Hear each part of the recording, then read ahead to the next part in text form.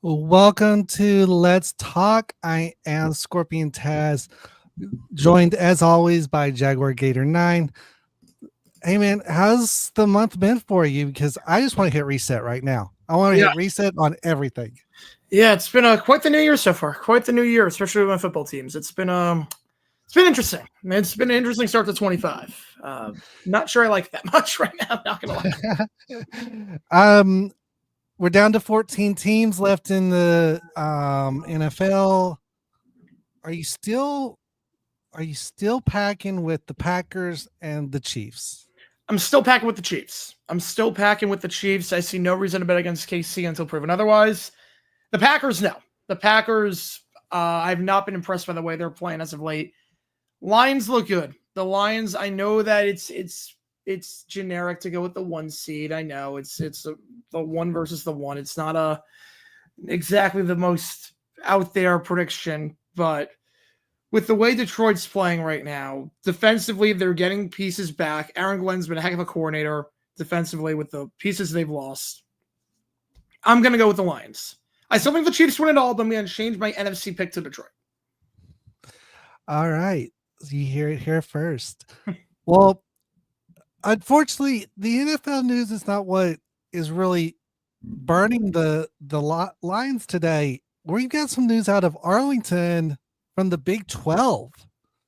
Thanks to Locked On Big 12 Sports on YouTube, I got this news really early this morning. The Big 12 is pulling ESPN football games for next season and moving them to TNT. Is this going to be the right move? TNT and Fox being the Big 12's channels? I'm not sure yet. I'm not sure. I think on one hand, it was clear the Big 12 was always second fiddle on ESPN.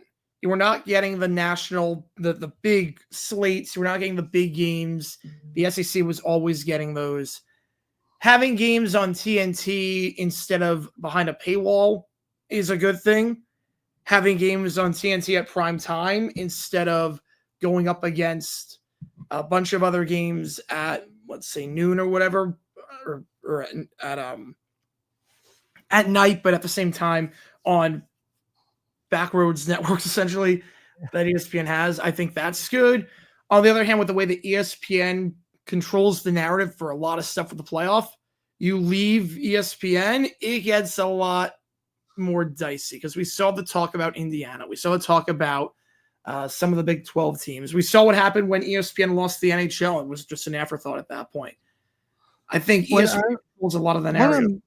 One of my big things watching Big 12 games on ESPN, all you heard was SEC talk. It was not anything about the Big 12. It was like, oh, the game's an afterthought. We're going to continue our narrative of SEC dominates.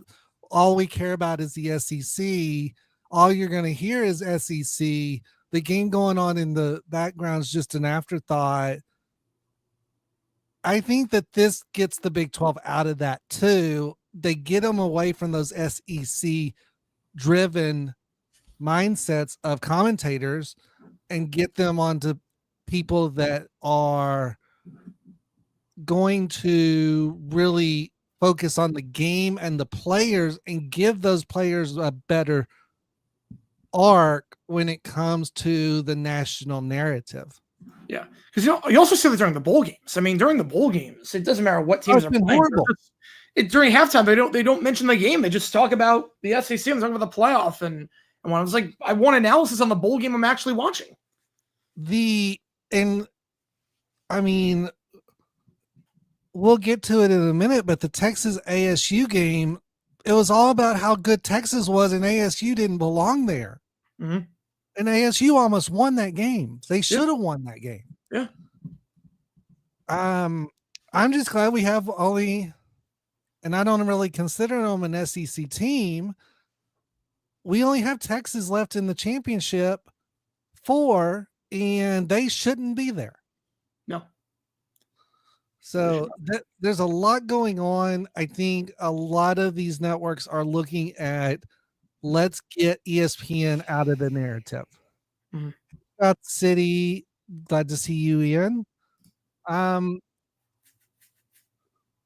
Two bowl games. One we want to talk about, one we kind of don't. Your Gators went over into Tampa Bay and just clocked Tulane. A game you did not cover because of the you were gonna cover, but you didn't because of the Sugar Bowl getting rescheduled. No, I covered that one. No, that Oh, was you the did Gator too. Bowl. No, that was the Oh, Gator Bowl I didn't cover. okay. But yeah, I did cover that one. That was I mean, I'm not surprised that we did that to Tulane just because they were playing a backup quarterback who couldn't hit anything. But you know, if you told me that this was going to be how Florida was going to be at the end of the season, at the start of the year, I would have taken that. You had them finishing dead last. Yeah, or second to last in Mississippi State. I mean, Yeah. it was. This is a fun season for Florida, and with Lagway coming back, and with some of the guys who are getting back, I mean, the future looks bright for Florida, which I did not think I'd say at the end of the season. You told me at the start of 24. Yeah. The other kind of meh game for me was the Baylor LSU game. LSU coming in kind of on a cold streak, and they showed up. Baylor didn't until the fourth quarter, and then Baylor tried to get back into it. Too little, too late. You covered that game, and your thoughts on those two teams. How did they play? How did their season stack up? Yeah, I was a bit surprised by Baylor in the sense that they were a high-flying scoring team. I mean, they did lose their starting running back, which did hurt them in this game. But I was really surprised by how easy it was for Nussmeier for LSU to just torch them. It was just too easy. It was like pitch and catch out there. Nussmeier had one of the best performances I've seen by any quarterback this bowl season. And you knew in the first 5 minutes this was going to be an ugly game. Yeah. Was the final score being what it was, what you predicted, or did you think, oh, this is garbage time scoring? Yeah, that's a bit of garbage time scoring. Bit of garbage time. Because, I mean, Nussmeier, it was by the end of the half, you knew exactly how this was going. I mean, Nussmeier couldn't be stopped. Yeah. Any other bowls here that piqued your interest that were kind of either one-sided that you thought weren't going to be, or were just like, wow, that was a really good game? Texas State kind of comes to mind on that. Yeah. I would say Hawaii Bowl was one of the best games I've seen all year.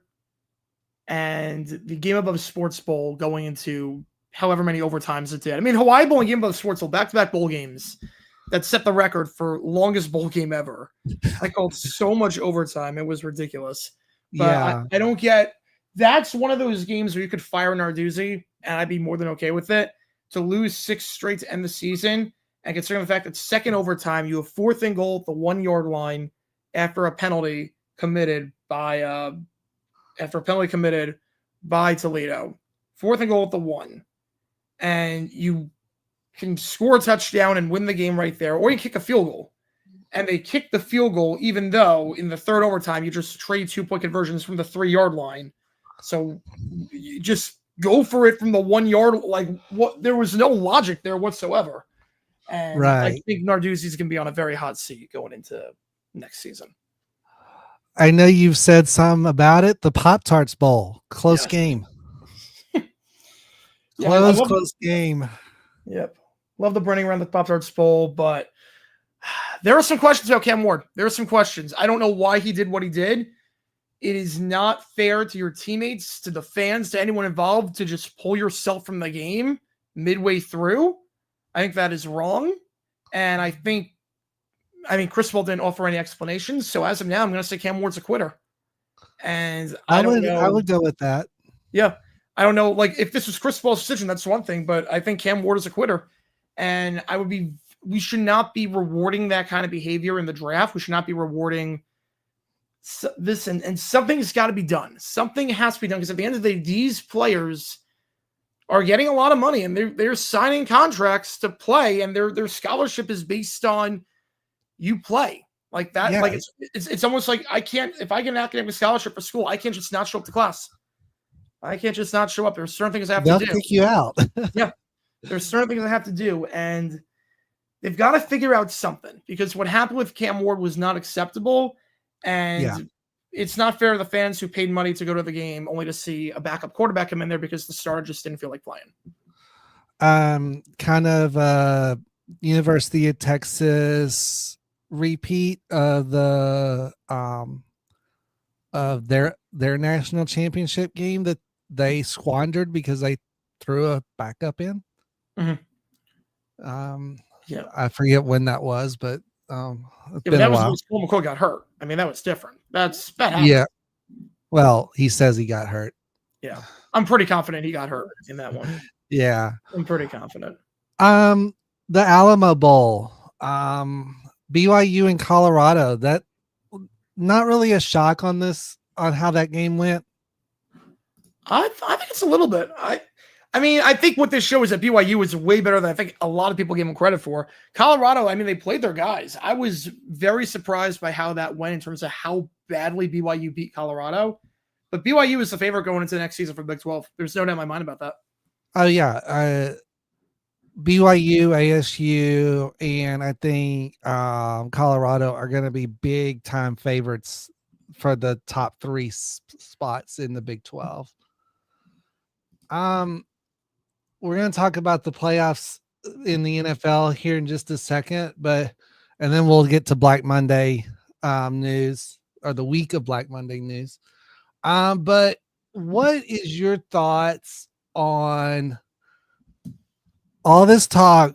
Alabama should have been in, the SEC should have had more teams, and we get to the quarterfinals and we got Texas, which I really don't consider an SEC team right now. No, it's tough to. It's tough to really do that. What I think about is that, you shouldn't have lost by 21 points to Oklahoma. You shouldn't have lost to Vanderbilt on the road. It's like, it's not a hard concept. You want to make the playoff, you got to win in the regular season. And yeah. I love the fact that Bama lost to Michigan, because it finally shut everyone up about the fact that Bama deserved to be there. No, they didn't. This is not the same Bama team. Jalen Milroe is not a good quarterback. This is nowhere close to the same Bama team in years past. And Texas walked all over Michigan, and then Bama couldn't even score. Yeah. I mean, I'm just glad that hopefully we finally quelled the conversation going forward that, these teams didn't deserve to be there. Because how can you say that about a one-loss team in a power conference? How can you say that about a team that made their conference championship? You're going to punish them for making it to their conference championship. But we see this in everything. It's like, okay, like what teams missed, they should have been over this team. We see that with everything that you choose. Oh, this was a snub. This was a snub. But the only difference is that I feel like in college football, it detracts from the thing. Like college basketball, you have your tournament snubs. You have them. Oh, this team should have been over this team. This should have been over this team. But we don't attack the teams that are in the field. And I feel like in college football, we're attacking the teams in the field for winning, I guess, too many games compared to the teams that lost too many games. It's backwards, the narrative. It's very backwards. Yeah. It's, you've got your Alabamas, you got your Ohio States, you've got your Oregons. Everyone thinks, those three teams have to be in or it's not a legitimate tournament. And the truth is, year to year, those might not be the three best teams. No. I mean, Notre Dame's showing an Independence, one of the best teams this year. Mm-hmm. After losing at NIU earlier this year, too. Yeah. You're never going to make everyone happy in college football. Nope. Now, in the NFL, you don't have as many teams to worry about, but you still got 32 fan bases to keep happy. 14 are happy, the rest aren't. Yeah. The AFC, we got the Chiefs, Bills, Ravens, and Texans winning their divisions. Any surprises here? No, nothing to me. I think the only surprise was Buffalo lost a lot of pieces in the offseason, and it didn't make any difference whatsoever. But no surprises there. I think if you told people at the start of the year who's winning the divisions, everyone would have taken the Chiefs, everyone would have taken the Texans, people would have taken the Bills, and people would have taken the Ravens. I guess some people would have taken the Bengals, but it's no surprises in the AFC. And all four of those over 10 wins. Mm-hmm. No single digit win conference or division champions this year. Chargers, Steelers, and Broncos round out your wild card. What game are you really watching on Saturday and Sunday for wild card weekend? Because there's some good ones out there. In the AFC or just in the AFC? On the AFC side. Well, Steelers, they don't play an exciting brand of football. The Steelers have backed their way into the playoff, and I'm not crazy about Pittsburgh. Buffalo, Denver, I don't think it's going to be that good of a game. I mean, I think Chargers, Texans is very intriguing because the Texans have more talent on paper, but it hasn't come together, and they're entering the playoffs on a relatively cold note with their starters. I think they have the potential. And their offensive coordinator needs to they have go. the potential to beat the Chargers. I just don't know if that potential is going to shine through. I don't know. Is Harbaugh's game style going to outshine the Texans? I think it's more a matter of which version of CJ Stroud in this offense are we going to get? Which version of the running game are we going to get? If we get the good version, this is one of those games we'll tell the first drive. This is one of those games you're going to tell in the first drive whether this is going to be a good game or a crap game. This is let's go pull first play drive like we did against Dallas, and we're going to have a good game. Let's go do something like we did against the Chiefs. It's going to suck. Yep. Yeah, this is one of those where, I mean, especially considering the second half struggles for Houston this season, this is one of those where you're going to be able to tell right away. Yeah. Our schedule was definitely front half loaded. Mm-hmm. We had a loaded front half. We blew through that, no issues. And then we got to the second half and we were like, oh crap, where'd this brick wall come from?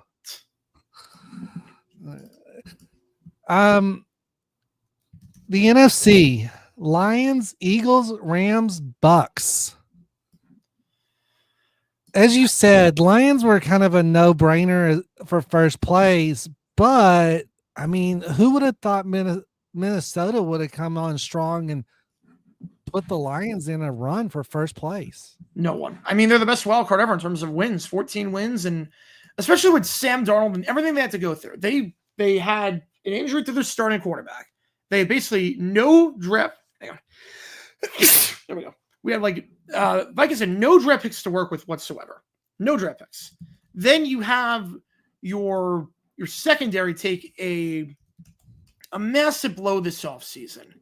And you have it also where your fourth round pick passes away before the start of the season in a drunk driving accident caused by someone else. And you lose your starting quarterback. And you're in a tough division on paper. No one thinks anything, and you're going to get 14 wins. I mean, it's insane what Minnesota did. And the fact that they're here is a testament to KOC and how good of a coach he's been. He should win Coach of the Year, hands down for me. Oh, definitely. There's no one. I mean, no one else could have done what he's done, and it's been an amazing run for the Vikings. As Grassi likes to say, the purple incarnation of Satan, but they haven't been playing that way. They've been playing more almost 70s style purple people eater football. Yeah. Flores done a great job with that team. And it's a testament to how good that team has become. Packers, Vikings, and Commanders are your wild cards. Surprised NFC North put 3 teams in? It's funny. I am surprised. I'm not surprised, but I'm surprised at the 3 teams that they did put in. Because I had the Bears making it because I thought, Caleb was going to have a good rookie season. defense should take a step up after last year when they got Montez Sweat at the deadline. They looked pretty solid. I did not think the Vikings the coach. I did not think. Yeah, thank God for Matt Eberflus being just Eberflus. The coaching was just pathetic. Are the Commanders kind of your dark horse? I think my dark horse is for what in terms of teams that won the division. And as far as teams that just squeaked it in. As Oh, far as have a shot, but maybe really shouldn't be there. I don't know. I mean, the Commanders played well this year. I mean, I didn't expect them to be this good, but they played well. I think that the dark horse for me is the Bucks. I think the Buccaneers. They had Another winning season. There was like a 2-month stretch where they looked really bad. Todd Bowles is not a great coach in terms of in-game management skills whatsoever, but this is a team that beat the Lions earlier this year, a team that beat the Eagles, a team that made the division round last year. Baker Mayfield's playing well. Mike Evans is back and healthy, and you've got some good coordinators there. You really, I like Liam Cohen a lot as the OC. This is a team that can do a lot of damage, and it wouldn't shock me. The Buccaneers are the one team that wouldn't shock me for anything. If I had to say one team that I would not bet anything on in terms of they could make the Super Bowl or they could be a first-round exit, it'd be the Buccaneers. I have no clue what Tampa's going to do. And of course, we have no clue what the Commanders are going to do either, because they're in the same kind of boat. They look good at moments and they look like crap at other moments. Yep, they've got a lot of close wins. Not sure how long that luck can hold on necessarily. Yeah, and then we'll see what happens this offseason with their courtroom battles because of the old name being maybe rejuvenated as far as archive footage. That might be a big win for them too. Yeah, it should be. It should be in terms of there's no reason to scrub history like that. There's no reason to. Right. Well, time for some ranting from both of us. We're going to focus mostly on the Jags, since that's kind of the big news, but we'll talk about all the teams that scrubbed coaches and front office. Let's start though with breaking news this morning. The Tennessee Titans released 2-year GM Ran Carthon. Your thoughts on his departure? I mean, he wasn't doing a good job with them. Like, I was not crazy about his free agency moves, and obviously, if he was the guy to say, let's get Will Levis and make the move, obviously he whiffed on the quarterback, and usually only get one chance at a quarterback if you're a GM. But what is odd is that the Titans are a team that has no direction right now. The Titans have no direction. They gave Carthon a 4-year extension last year, only to then fire him 1 year in. You're keeping Brian Callahan, which I'm not sure. Look, there are certain half measures you can take where it makes sense to keep one piece and not the other. But the Titans are squandering a golden opportunity because now you have an owner in Strunk that seems like she's very impulsive and just will fire people, like fire John Robinson after they got the number 1 seed at GM. And obviously, I think that was the right move, but fired Robinson. Then you fire Vrabel, and he's now a hot name, and everyone was like, Vrabel deserved to stay. And then this happens with Carthon. This is a place where there's not a lot of job security, and you have a half measure. And what's crazy, too, about Tennessee is that this could be the best vacancy in the NFL if they did it right. If you had an owner that wasn't a hothead, because you have the number 1 pick, you have cap space, you're going to get your quarterback in the draft. If you funny how the AFC's full of hotheads and non-movers.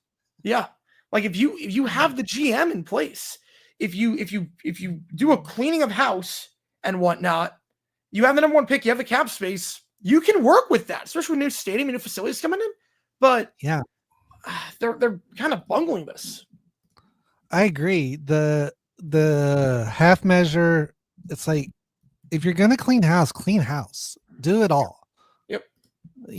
Be like, all right, we're on the clock. We've got to find somebody. We got to find these 2 positions quick because everything else will fall into place after those 2 positions are in.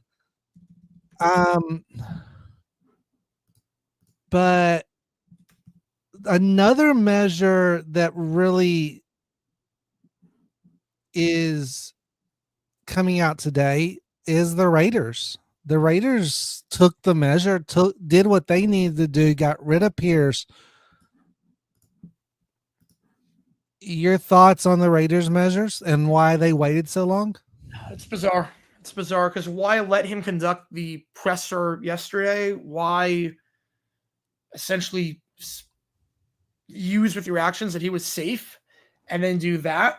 I think this is another one of those vacancies that I think is not attractive in the slightest bit because you don't have a quarterback. You're not in a position to get a quarterback.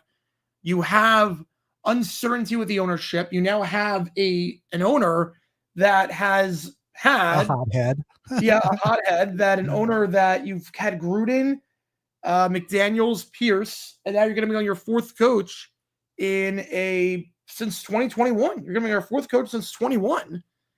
He's had 4 coaches, and how many did his dad have in the first 10 years? Yeah.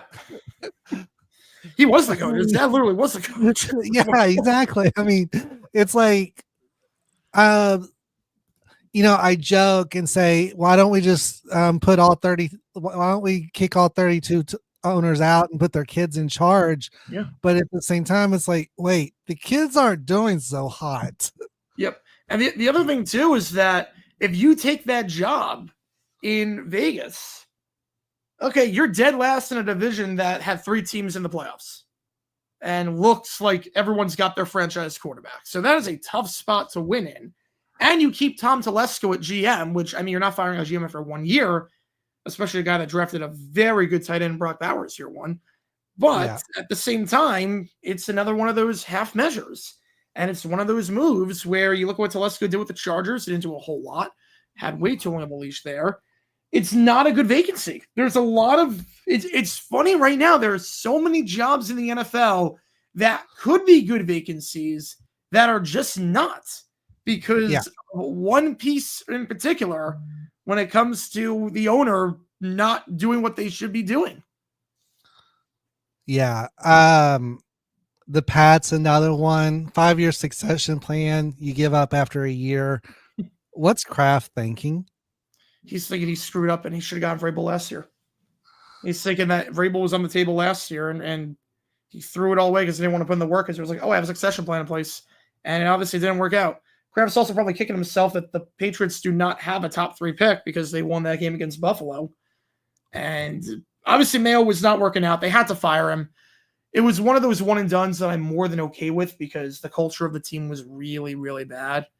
But it's one of those where they never should have hired him in the first place.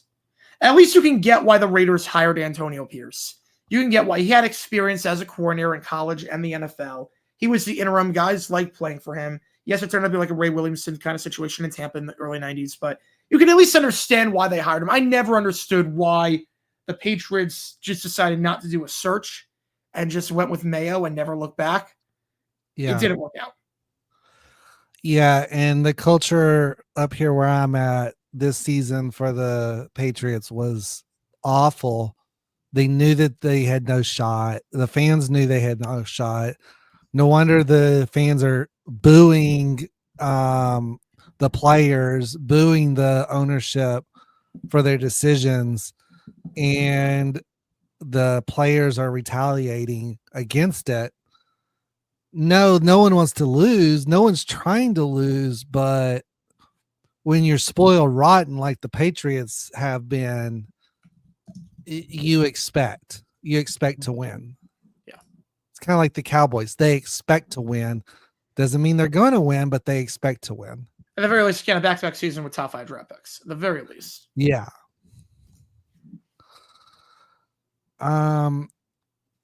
This is a good comment. Not concerned about losing the top pick only because of Drake May.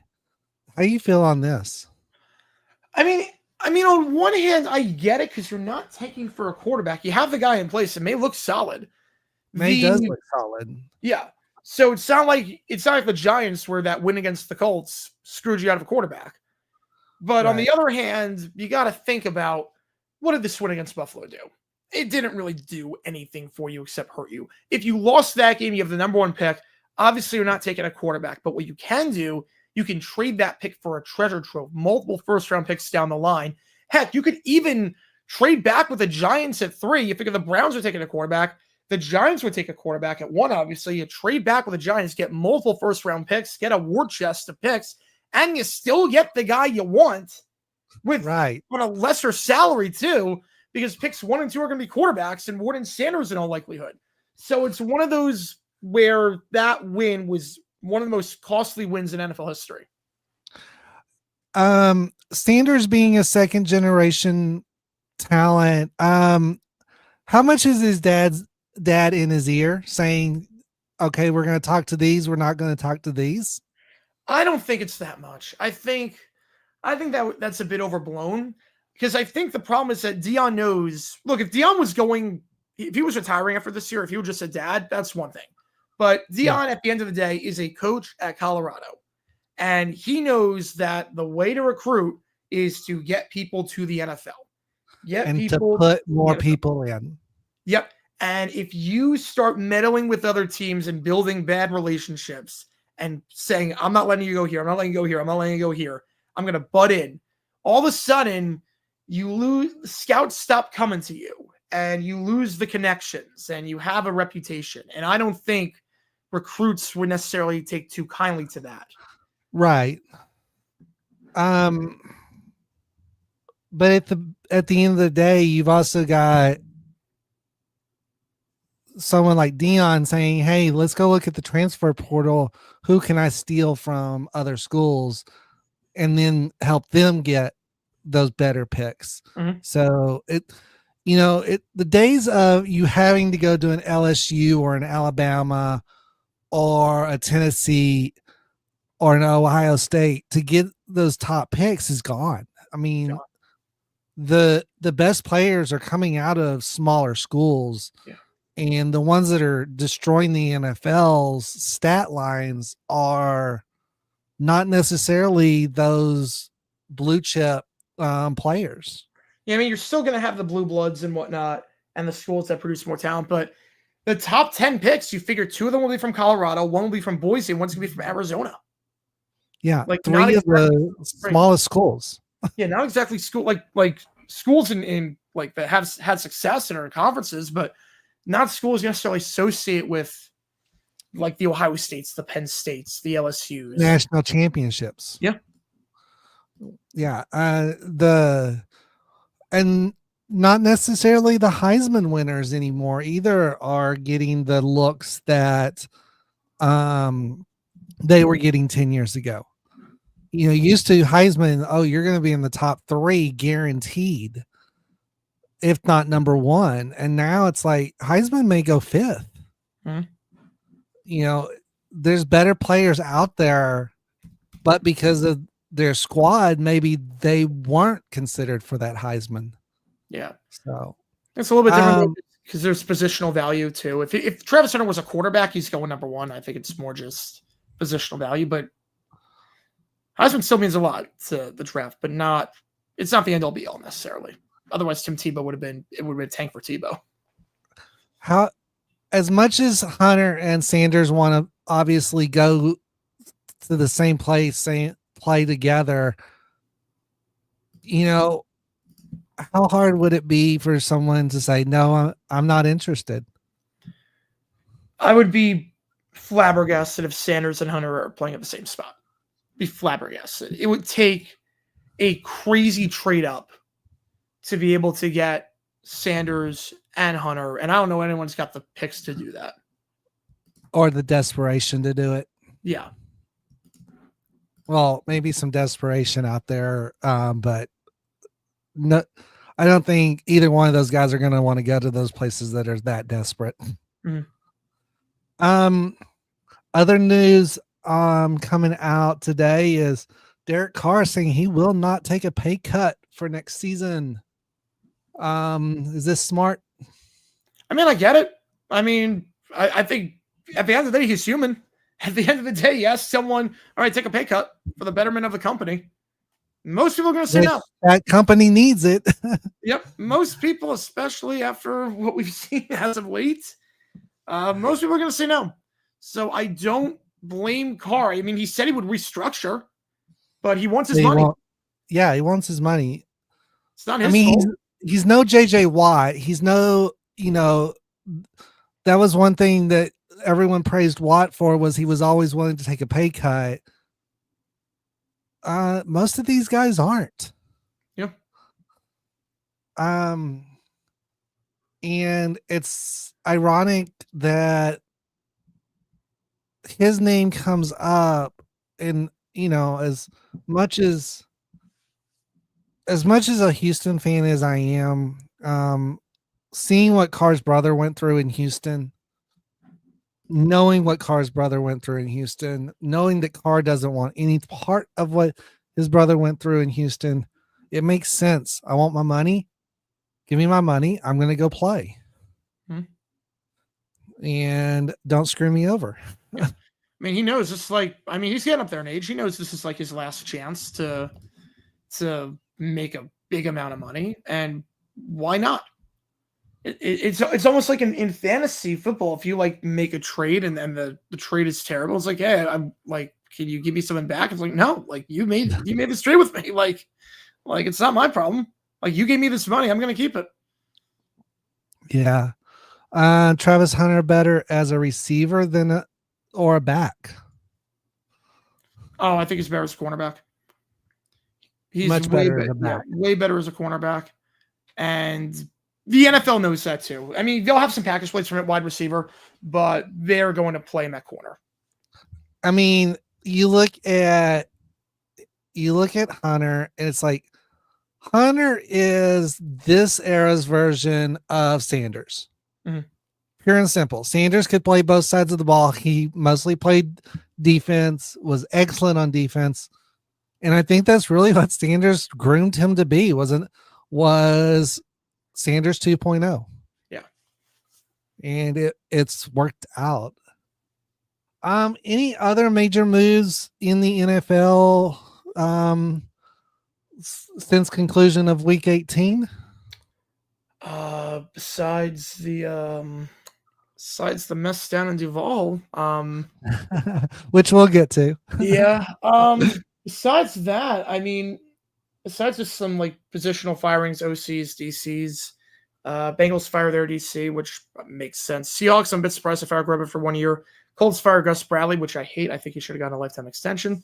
But you and I both. Yeah. But other than that, I mean, this was a relatively quiet Black Monday. A relatively quiet Black Monday period. Do you see more coming out as the week progresses? And owners finally. The wild card in all this is Tennessee. Not Tennessee. Dallas. That's what I meant. Dallas is the wild card in all this. Because who knows when Mike McCarthy, his contract's up.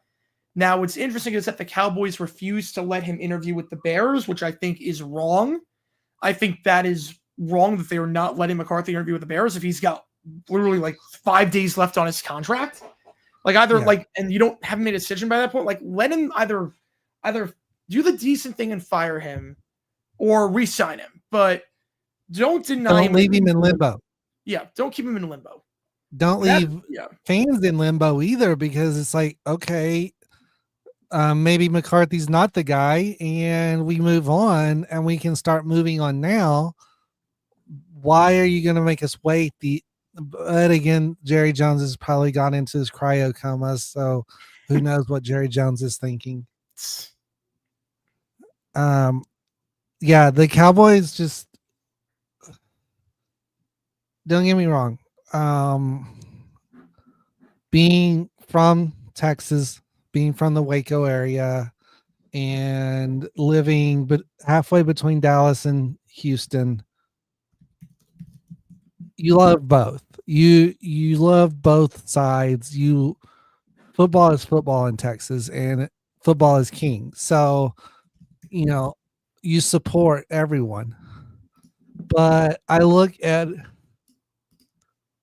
what Dallas did under its first owner, had one head coach and was super inventive, invented the 4-3, invented all these different things that the Cowboys have invented. And then they get a new owner and they've had nothing but what, 3-year deals, mostly 3 to 5-year deals for the most part. with coaches, and they can't keep a coach. I mean, Jerry Jones doesn't know how to keep a coach, and when he has a good coach, he runs him off. Mhm. I mean, we see what happened with Jimmy Johnson. Jimmy Johnson, excellent coach.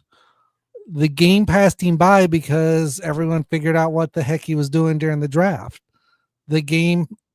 But now it's like Jerry Jones just is treading water, and he may be bailing water by the end of this offseason if he doesn't do something different. Yeah. All right. So you put up your rant on the debacle down in Duval. Let's talk about Shad Khan's decision to not clean house. It's one of those where you wonder what the heck is happening. It's really one of those where you wonder who's running the show. Who's running the show. It's insane to me. Trent Baalke has gotten 3 top 5 picks in the last 5 years. He's gotten 3 top 5 picks in the last 5 years. That's not good. No, not good at all. He has made enemies out of everyone. Somehow he keeps surviving. And if the Jags just clean house, they'd have the number 1 vacancy in the NFL, without a doubt. You got your quarterback, you got your cap space, no state income tax. You're in a good spot. And you've got a decent team around you too. You're not really, I mean, you're not a top tier team, but you're mid-pack, upper mid-pack team that can compete. Mm-hmm.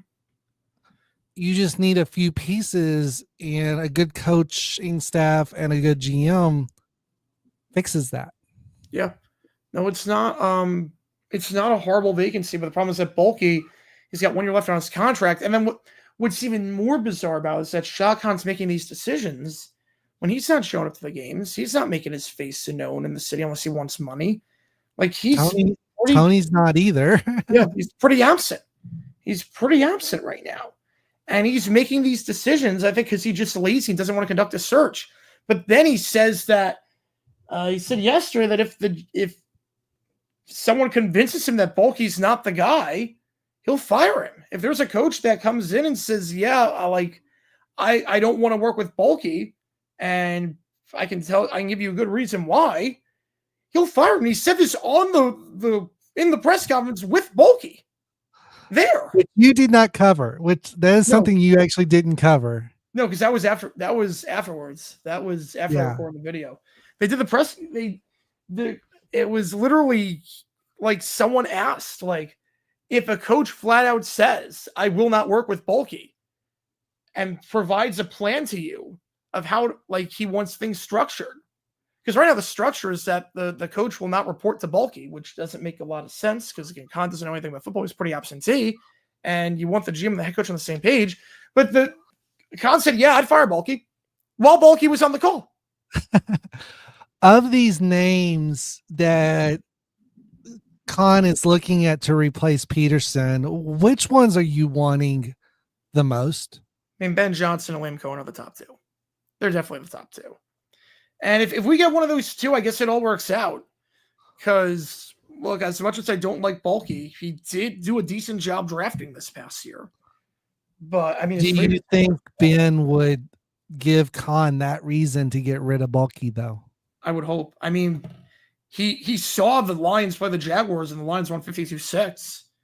I mean, I would hope. But then again, the Jags aren't even interviewing Mike Vrabel, who, I mean, I'm sure he's going to New England, but the guy that was 8-4 against the Jaguars, he's interviewing with every team but the Jaguars. It feels like not even going to bother giving him a light of day. Joe Brady a surprise on this list? Joe Brady, not so much. Not so much. I feel like he's the number 3 candidate for a lot of people. I know you're glad to not see Bobby on this list. Yes, I am.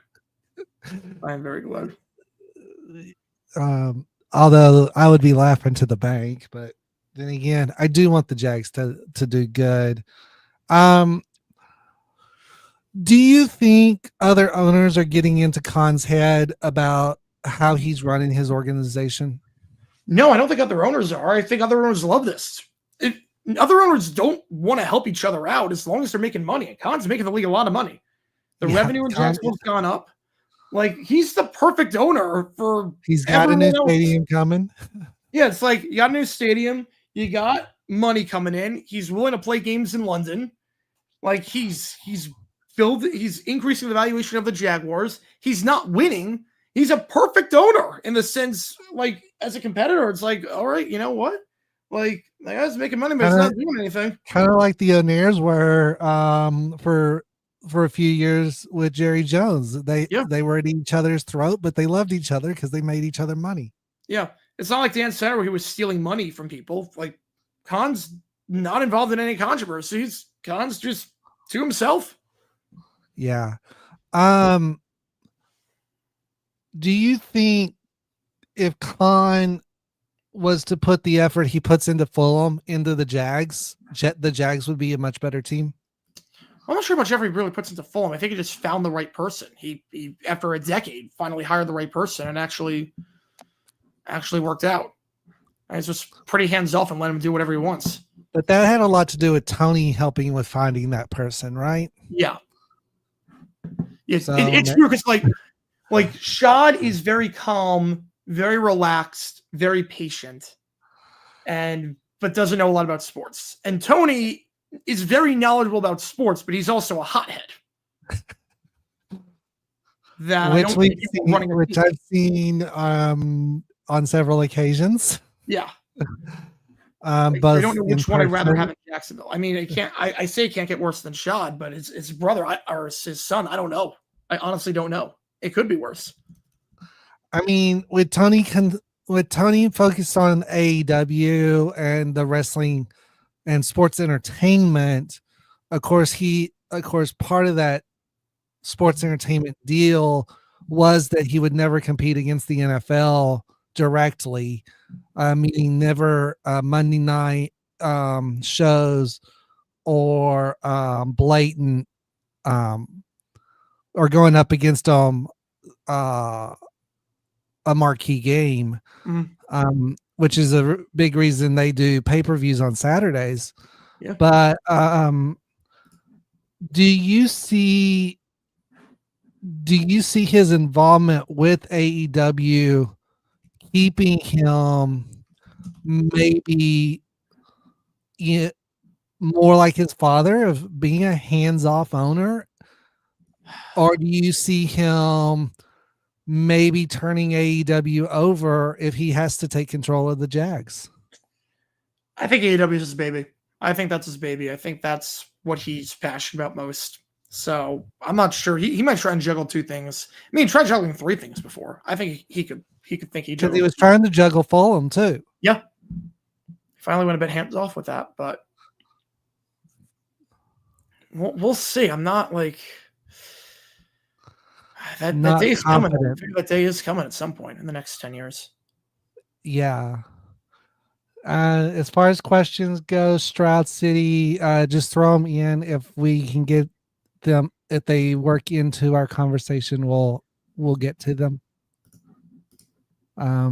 This is not so. For those of you used to JG9 Lives, where he's just answering pretty much everything he sees. Yeah, we have more of a agenda to go down, and we talk about. We incorporate y'all's comments as we can. We're fixing to switch over to about 15 minutes of music. We're going to get into some lawyer talk of music. But if you have questions, you can always obviously throw them out there. Speaking of music, Tony Khan's real quick to buy the royalty rights to music he likes and wants to use for AEW. But let's talk about a term that Drake made famous and I think is complete BS. I think it's complete theft.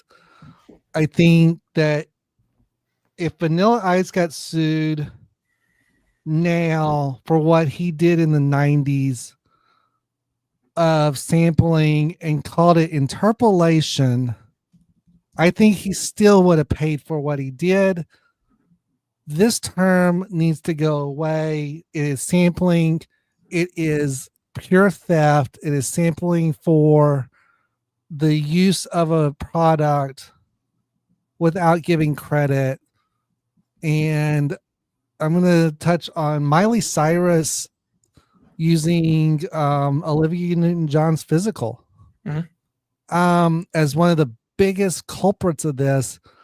That is physical. There's no doubt about it. It is physical 100%. And there is no credit given. How is this legal from a by the book standard? And what's it going to take before we actually see it being enforced in the music industry? Yes, interpolation is one of those like weird things. It's like there's sampling where you take it directly from it. So you take the direct soundbite, or you sing the direct melody, and then interpolation is you're taking the melody but making it your own in some ways. So you're taking like a section of a song and you're making it your own by changing the lyrics or maybe like one note, but it's still the same song. And when done right, it can really work. But like, but they should be given credit. And credit's always it never hurts you. It never hurts to give credit. It never hurts to err on the side of caution and give credit to people. Because I happen to like Prisoner a lot, but it is. I mean, the chorus is very much physical. Now it can be tough because again, there's only so many notes out there, only so many melodies out there. There's only a finite number of melodies that you can make before it just sounds absurd. But there are interpolations done right and interpolations done wrong that feel very lazy. And I mean, credit should be given. We see.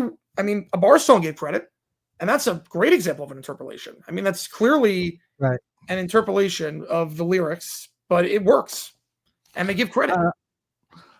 Some samples that come to mind, like using a small piece as a sample. Ghetto Superstar uses Islands in the Stream, which is a Barry Gibbs song, and he was given credit for one line. Yeah, but yet a whole chorus doesn't get credit because it's interpolation, because someone is being stingy and doesn't want to give credit where credit's due.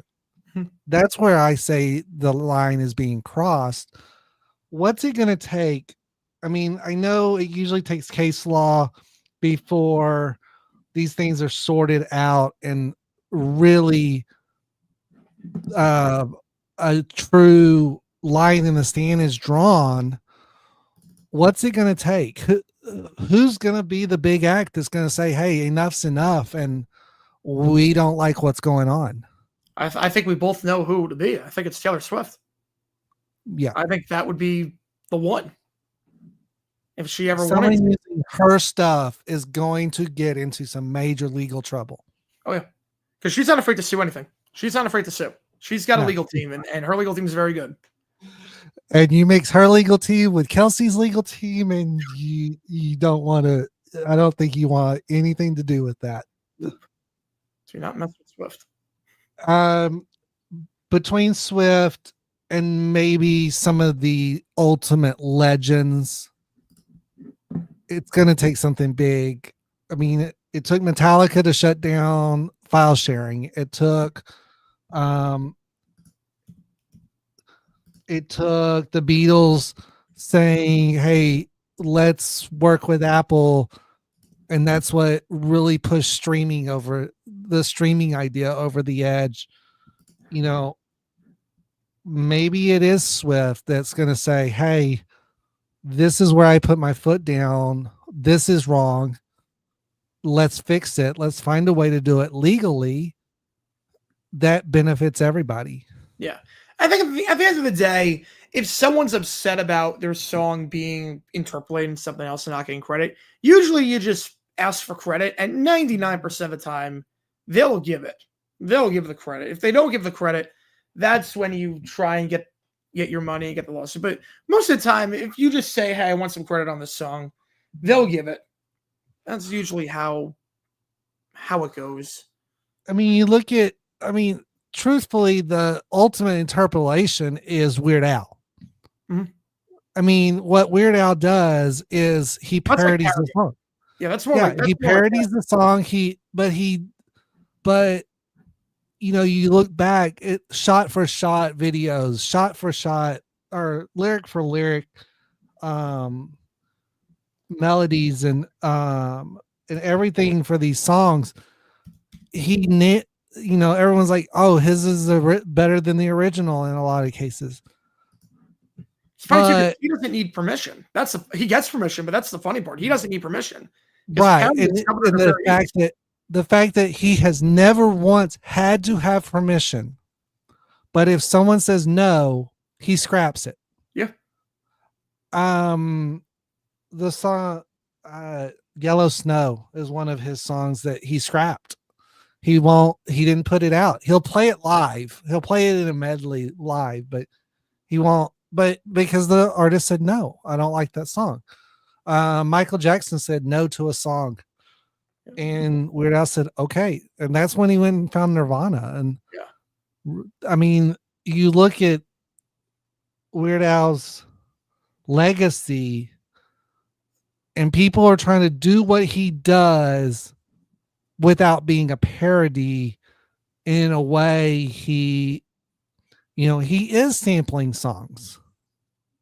He's just sampling the whole song instead of a part of a song. Yeah. So yeah, it's been really strange to watch the kind of the media cycle come up with this. I watch, I don't condone them. I do watch them just because I like to listen to what people say. Mhm. Reaction channels. Yep. They're trash. Yes. They, in no uncertain term, do I support them? Now, saying that, I do listen to them because I listen to what they say. Does that mean I listen to the music? No. I listen to what they say. I listen to their intro. I listen to their little monologues, and that's it.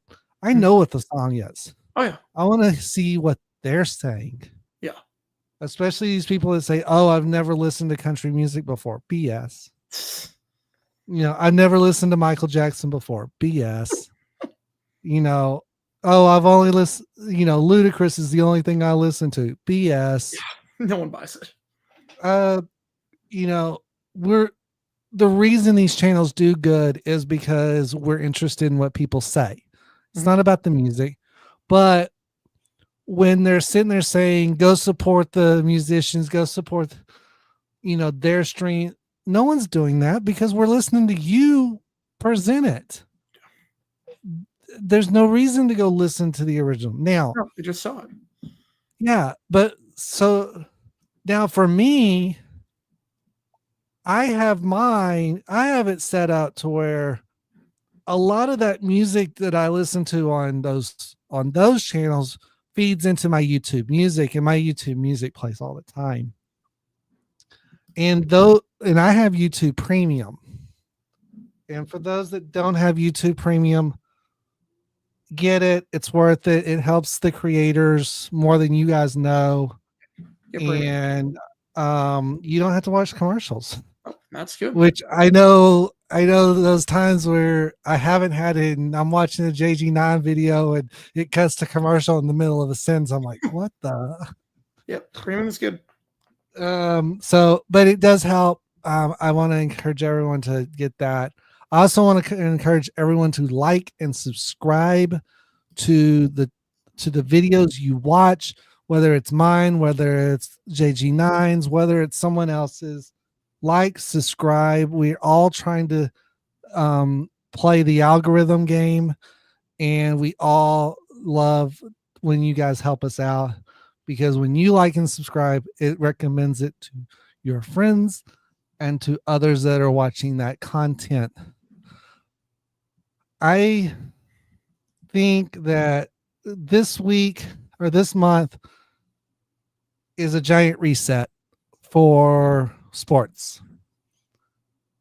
I think the NFL has reset, ready to go for the playoffs. I think the UFL is getting ready to start their season with a bang, which I know JG9 will be covering as many as those games as possible.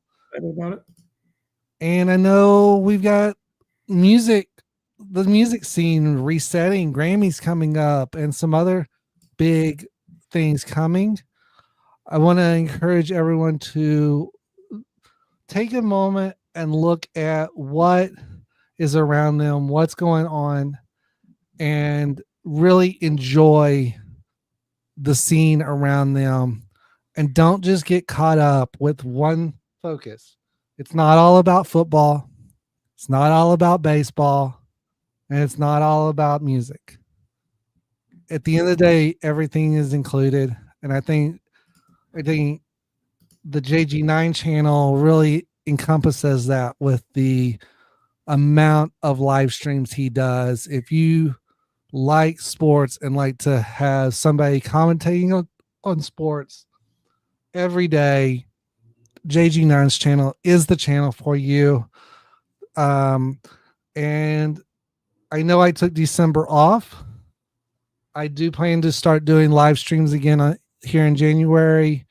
They are raw gameplay footage of several video games that I play, Madden being the main one, as well as Starfield, Knights of the Old Republic, and several others. So if you like watching just raw gameplay footage, no commentary, my channel is where you want to go.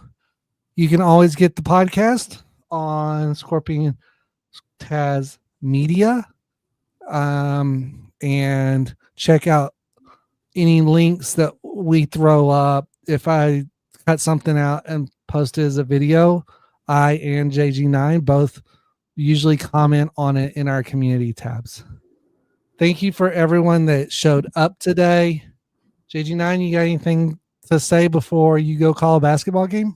No, just glad we got a new year and glad we got the stream up, and happy new year to everyone. And we got 2 games tonight. We got Michigan UCLA at 10 Eastern time. We got Florida Tennessee in 15 minutes. So should be some good games. Should be some good games. Yeah, gonna be some great games. Again, check those out.